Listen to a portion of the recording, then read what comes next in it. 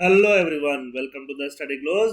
जब भी climate change की बात होती है, जब भी ग्लोबल वार्मिंग की बात होती है, सबसे ज्यादा दोष अगर किसी को दिया जाता है तो कार्बन डाइऑक्साइड को दिया जाता है, क्योंकि कार्बन डाइऑक्साइड एक ग्रीन हाउस गैस है। और कार्बन डाइऑक्साइड का जो इमिशन हुआ है पिछले 200-300 सालों में जम के हुआ है इंडस्ट्रियल रेवोल्यूशन के बाद से। बट नई स्टडी ऐसा बोल रही है, साइंटिस्टों ने नई स्टडी की, उस स्टडी से ऐसा पता चल रहा है कि जितना CO2 का रोल रहा है उससे ज्यादा या लगभग उसके बराबर ही नॉन कार्बन डाइऑक्साइड जो गैसेस हैं, जो कार्बन डाइऑक्साइड के अलावा गैसेस हैं, अलावा फैक्टर्स हैं, उनका भी ग्लोबल वार्मिंग में उतना ही रोल रहा है। मतलब ऑलमोस्ट 50-50 का एक तरह से रेशियो है। अगर 50% CO2 रिस्पॉन्सिबल है climate change and global warming के लिए, तो 50% अदर सोर्सेज भी है। ठीक है, तो जो भी इस स्टडी ने बताया है उसको अभी हम लोग डिटेल में देखने वाले हैं और सोर्सेज क्या है वो समझने वाले हैं, क्योंकि यूपीएससी ऐसे ही क्वेश्चंस पूछती है अपने प्रीलिम्स के एग्जाम में और ऐसे ही थीम बेस्ड क्वेश्चन पूछती है मेंस के एग्जाम में। तो उसको हम लोग पूरा समझने वाले हैं, एक एक कॉन्सेप्ट को देखने वाले हैं, ध्यान से देखना। स्टडी ऐसा बोलती है कि अगर हम लोग सिर्फ कार्बन डाइऑक्साइड पे ही ध्यान देंगे और किसी चीज पे ध्यान नहीं देंगे तो 2035 तक, मतलब 2035 तक 1.5 डिग्री टेम्परेचर ऑलरेडी बढ़ जाएगा और 2050 तक 2 डिग्री टेम्परेचर ऑलरेडी बढ़ जाएगा। जब हम बोल देंगे कि टेम्परेचर बढ़ जाएगा, ये टेम्परेचर हम प्री इंडस्ट्रियल एरा से लेते हैं, 1700-1800 के टाइम से लेते हैं, क्योंकि उस टाइम से इंडस्ट्रियल रेवोल्यूशन होना स्टार्ट हुआ, इंडस्ट्रीज आनी स्टार्ट हुई, बड़ी बड़ी इंडस्ट्रीज लगनी स्टार्ट हुई और CO2 का इमिशन और ग्रीन हाउस गैसेस का इमिशन बढ़ना स्टार्ट हुआ और धीरे धीरे ग्लोबल टेम्परेचर राइज होना स्टार्ट हुआ। तो 1.5 डिग्री सेल्सियस के हमें कम रखना ओवरऑल। बट अगर CO2 कंटेन भी कर लेते हैं, कंट्रोल भी कर लेते हैं, तो भी अगर ये हो जाता है, इसका मतलब सिर्फ CO2 रिस्पॉन्सिबल नहीं है, और भी बहुत सारे सोर्सेज हैं। वो बहुत सारे सोर्सेज में क्या है, मीथेन, मीथेन को CH4 से लिखते हैं, मीथेन बहुत ज्यादा रिस्पॉन्सिबल है।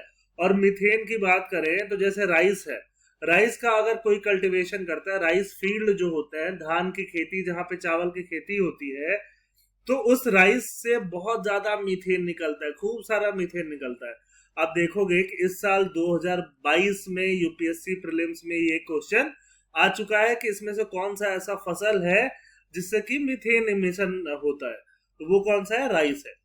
ठीक है, तो मीथेन हो गया। फिर ब्लैक कार्बन हो गया। ब्लैक कार्बन मतलब छोटे छोटे कार्बन के पार्टिकल्स हो गए, जैसे खेत वेत जो जो लोग जलाते हैं, स्टबल बर्निंग करते हैं, छोटे छोटे कार्बन के कण जो है उससे पैदा होते हैं, और भी डिफरेंट कारणों से इंडस्ट्रीज वगैरह से पैदा होते हैं। वो ब्लैक कार्बन भी क्या करते हैं, रेडिएशन को एब्जॉर्ब करते हैं और ग्लोबल वार्मिंग कराते हैं। हाइड्रोफ्लोरोकार्बन हो गया जो आपके फ्रिज रेफ्रिजरेटर्स वगैरह से निकलता है। ट्रोपोस्फेरिक ओजोन हो गया। देखो, ओजोन एटमॉस्फेयर में दो जगह होता है।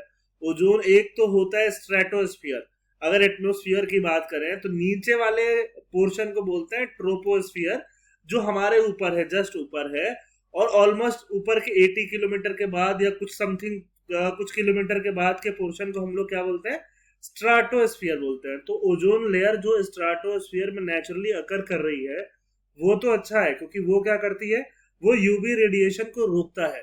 बट कुछ ट्रोपोस्फियर में ओजोन बन जाता है, इंडस्ट्रियल एक्टिविटीज वगैरह और कारणों से बन जाता है, वेहिकुलर इमिशन से हो जाता है, वो हार्मफुल है और वो बहुत सारे बीमारियों का कारण भी बनता है, और साथ साथ ये ग्रीन हाउस गैस भी हो जाता है और वातावरण को, ग्लोबल वार्मिंग को, गर्म को बढ़ावा देता है। नाइट्रस ऑक्साइड हो गया। ये सारी चीजें ये जर्नल में पब्लिश हो गई है कि ये सारी चीजें कार्बन डाइऑक्साइड के अलावा ग्लोबल वार्मिंग को बढ़ाने में जबरदस्त तरीके से मदद कर रही है, जो हमारे लिए क्या है, नुकसान है। फिर बात करें क्लाइमेट मिटिगेशन की, जैसे क्लाइमेट चेंज है उसको रोकना है, उसके बैड इफेक्ट्स को कम करने हैं। ठीक है, तो उसके लिए क्या करना पड़ेगा, मिटिगेशन करना पड़ेगा। मिटिगेशन और एडाप्टेशन दो वर्ड हैं, ध्यान से सुन लो। हो सकता है कि अगले साल प्रीलिम्स में यूपीएससी उसका डिफरेंस पूछ दे, कोई और गवर्नमेंट एग्जाम उसका डिफरेंस पूछ दे। एडाप्टेशन ये है कि मान लो गर्मी बहुत बढ़ गई, गर्मी बहुत बढ़ गई, आपने एसी लगा लिया, एसी वाले रूम में हो तो आपने एडाप्टेशन का काम कर लिया कि हाँ गर्मी बढ़ गई, हमने एसी लगा लिया। एक तो वो काम हो गया। और एक गर्मी बढ़ रही है तो हम कुछ ऐसा करें, पेड़ पौधे लगाएं, ठीक है, अपने हरे भरे, उसके अलावा नदियों को अच्छा करें, वाटर मैनेजमेंट अच्छा करें, कि जो क्लाइमेट चेंज हो रहा है वो उसका इफेक्ट ही कम हो जाए, क्लाइमेट चेंज ही कम हो जाए। वो उस वर्ड को हम लोग क्या बोलते हैं, मिटिगेशन बोलते हैं। तो क्लाइमेट मिटिगेशन के इफेक्ट जो है मेनली कार्बन डाइऑक्साइड एमिशन पे रह रहा है। उसके और जो काउंटर पार्ट है कार्बन डाइऑक्साइड के अलावा जो ग्लोबल वार्मिंग कर रही है, उन पे इतना देखने के लिए नहीं मिला है। आईपीसीसी की रिपोर्ट है, आईपीसीसी जानते हो, इंटरनेशनल बॉडी है, ठीक है, क्लाइमेट चेंज को लेके पूरी सारी एक्टिविटीज करती रहती है, रिपोर्ट वगैरह पब्लिश करती रहती है। तो ये बॉडी जो है बहुत ज्यादा हेल्प करती है क्लाइमेट चेंज से टैकल करने में। तो इसी की स्टडी ये चीज को हाईलाइट करती है कि हम नॉन कार्बन डाइऑक्साइड वाले सोर्सेज पे इतना फोकस क्यों नहीं कर रहे हैं, हमें करना ही पड़ेगा, हमारे पास कोई और ऑप्शन है नहीं। आगे देखते हैं, लास्ट 50 साल में ये एनालाइज किया गया है कि टेम्परेचर चेंज कैसे हो रहा है। ये आप कलर कोडिंग देखो, ये कलर देख रहे हो जो ज्यादा ब्लू टाइप कलर है, इसका मतलब टेम्परेचर वहां रिलेटिवली घटा है। जो व्हाइट है उससे लगभग मान लो टेम्परेचर ऑलमोस्ट कांस्टेंट रह गया है। और जो रेड जोन है वहां टेम्परेचर 4 डिग्री से 7.2 डिग्री फ़ारेनहाइट तक बढ़ चुका है। 4.4 डिग्री सेल्सियस या 7.2 डिग्री फ़ारेनहाइट बोलो, इतना तक बढ़ चुका है। अगर हम 1950s से बात करें, उस टाइम को बेस लाइन लेते हैं उसके बाद से, तो आप देखो ये आर्कटिक का जो इलाका है, रसिया के ऊपर का जो इलाका है, आर्कटिक के कुछ इलाकों में टेम्परेचर जबरदस्त तरीके से पड़ा है और आर्कटिक जो है बहुत ज्यादा मेल्ट कर रही है। ठीक है, तो ये जैसे हम बोलते हैं ना, ध्रुवों पे पड़ा हुआ बर्फ पिघल रहा है या फिर पोल्स पे पड़ा हुआ आइस जो है वो पिघल रहा है। तो आइस जो होता है वो कैसे फॉर्म में होता है, आइस जो होता है वो व्हाइट कलर का होता है। व्हाइट कलर का होगा, आपने पढ़ा होगा बचपन से कि व्हाइट चीजें सनरेज को रिफ्लेक्ट कर देती है, इसलिए हम व्हाइट कपड़े पहन के गर्मियों में घूमते हैं। ठीक है, तो ये क्या करती है, आइस जो है वो सनरेज को मैक्सिमम रिफ्लेक्ट कर देती है, तो यहाँ पे गर्मी कम रहती है। बट अब ये आइस तो पिघल रहा है ग्लोबल वार्मिंग से, तो जो सनरेज जितना रिफ्लेक्ट होता था वो नहीं होगा, अब कम रिफ्लेक्ट होगा, तो इसलिए टेम्परेचर और बढ़ेगा। ठीक है, तो ये हम बोलते हैं सनरेज को रिफ्लेक्ट जो करता है आइस, उसको एल्बिडो इफेक्ट बोलते हैं। एल्बिडो इफेक्ट वहां पे कम हो रहा है। और यहाँ पे देखो, यहाँ पे अंटार्कटिक के कुछ पोर्शन यहाँ है जहाँ थोड़ा सा टेम्परेचर कम भी हुआ, बट मैक्सिमम जगह पे देखोगे पूरे वर्ल्ड में लगभग हर जगह, ठीक है, कुछ 0.5 से 1 डिग्री ऑलमोस्ट हर जगह टेम्परेचर बढ़ चुका है। तो इसका बहुत ही खराब कॉन्सिक्वेंस आने वाले टाइम पे पड़ने वाला। ये तो देखो एक पिक्चर टाइप है जिसमें वेहिकुलर इमिशन से लेकर रेफ्रिजरेटर, डिफॉरेस्टेशन, बहुत सारे कारण हैं जिनके कारण ग्लोबल वार्मिंग वगैरह हो रहा है। अब वापस से आईपीसीसी रिपोर्ट की अगर हम बात करें तो कंट्रीब्यूशन CO2 का और नॉन CO2 का दिया गया है। अगर CO2 का कंट्रीब्यूशन 52 से 57% के आसपास मानो, तो non CO2 green house gas का 43 से 48%, लगभग 50-50 तो है ही। इसके अलावा और कौन सी चीजें हैं, एरोसोल बोलते हैं, जैसे ब्लैक कार्बन जैसे और छोटे छोटे जो पार्टिकल होते हैं जो एयर में सस्पेंडेड रहते हैं, उनको क्या बोलते हो, एरोसोल बोलते हो। तो एरोसोल दो प्रकार के होते हैं, एक जो थोड़ा सा टेम्परेचर को बढ़ाते भी हैं और एक जो थोड़ा सा कम भी करते हैं। ठीक है, कम करने वाले ऐसे हैं कि ऊपर से सनरेज को रिफ्लेक्ट कर दिया ज्यादा, तो वहां पे टेम्परेचर थोड़ा सा कूलिंग इफेक्ट भी आ जाता है। तो ऐसे स्टेटमेंट बिल्कुल ऐसे प्रीवियस ईयर देखो उठा के, एरोसोल के ऊपर यूपीएससी में क्वेश्चंस पूछे गए कि एरोसोल क्या टेम्परेचर कम ही करेगा या बढ़ाएगा, ये दोनों काम कर सकता है, डिफरेंट डिफरेंट टाइप के एरोसोल हो सकता है। ठीक है, बट मेजोरिटी ऑफ एरोसोल क्या करेंगे, ग्लोबल वार्मिंग में ही कंट्रीब्यूट करेंगे और ग्लोबल वार्मिंग ही कराएंगे।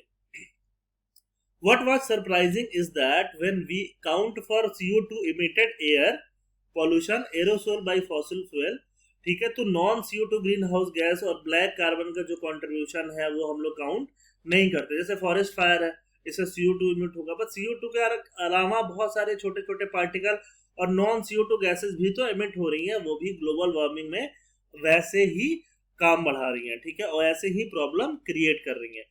तो हमें अब आगे क्या करना चाहिए, क्या हमें सिर्फ CO2 पे फोकस करना चाहिए? सिर्फ CO2 पे फोकस करके हमारा फायदा होने वाला नहीं है, क्लाइमेट चेंज रुकने वाला नहीं है, ये ग्लोबल वार्मिंग कम होने वाला नहीं है। हमें ये भी करना पड़ेगा कि हम नॉन CO2 जो गैसेज जैसे मीथेन है, उसके अलावा और गैसेज है, उन पे भी हम लोग काम करना स्टार्ट कर दें। और मीथेन जो है एक short lived, short lived gas है। शॉर्ट लिव्ड का मतलब ये कम समय तक में एटमॉस्फेयर में रहता है, 10 से 20 साल ही ये एटमॉस्फेयर में रह पाता है। धीरे धीरे ये अपना ऑलरेडी मीथेन कार्बन साइकिल से ये मीथेन जो है कार्बन के अन्य पार्ट में कन्वर्ट हो जाता है। बट CO2 जो है वो हजारों साल तक एटमॉस्फेयर में रह सकता है, तो ये बहुत दिन तक आपके एटमॉस्फेयर को गर्म रख सकता है। बट मीथेन का अगर हम लोग इमिशन कंट्रोल करना स्टार्ट करें तो रिजल्ट जो है बहुत जल्दी दिखना स्टार्ट होगा। और ग्लोबल मीथेन प्लेज जो लिया गया है, बहुत सारी कंट्रीज इसमें इकट्ठा हो रही हैं, वो भी इसका एक पार्ट है। COP26 जो ग्लासगो में हुआ था, तो ग्लासगो ने यूनाइटेड नेशन का जो क्लाइमेट चेंज कॉन्फ्रेंस है, तो उसमें भी ये बात किया गया कि आप नॉन कार्बन डाइऑक्साइड जो ग्रीन हाउस गैसेज है, मीथेन वगैरह, उन पे भी ध्यान दिया जाना चाहिए। ठीक है, और धीरे धीरे कंट्रीज जो है ध्यान दे भी रही हैं। कोल कंजम्पशन, राइस प्रोडक्शन, इन सब चीजों को अलग चीजों से रिप्लेस करना है, टेक्नोलॉजी ट्रांसफर करना है। इंडिया भी किसकी बात कर रही है? इंडिया भी बात कर रही है कि हम लोग मिलेट कल्टीवेशन ज्यादा करें, राइस को हटा के। इंटरनेशनल ईयर ऑफ मिलेट भी 2023 डिक्लेयर किया गया है। तो ये सब क्या है? ये सब आगे क्लाइमेट चेंज को टैकल करने के तरीके हो सकते हैं। और क्या सजेशन दिया गया है इस रिपोर्ट में? We should continue to decarbonise the economy. Decarbonise मतलब इकोनॉमी से कार्बन को कम करने का काम हम लोग करते रहे, ठीक है, बट हम साथ साथ और काम भी करें। मीथेन को कम करने काम करें, हाइड्रोफ्लोरोकार्बन, इससे रिलेटेड कौन सा प्रोटोकॉल है? Kigali agreement. Kigali agreement hydrofluorocarbon से रिलेटेड है, उसको कम करें। ब्लैक कार्बन जो है, जो खेतों को जलाने और भी बहुत इंडस्ट्रियल चीजों से जो ब्लैक कार्बन होता है, उसको कम करें।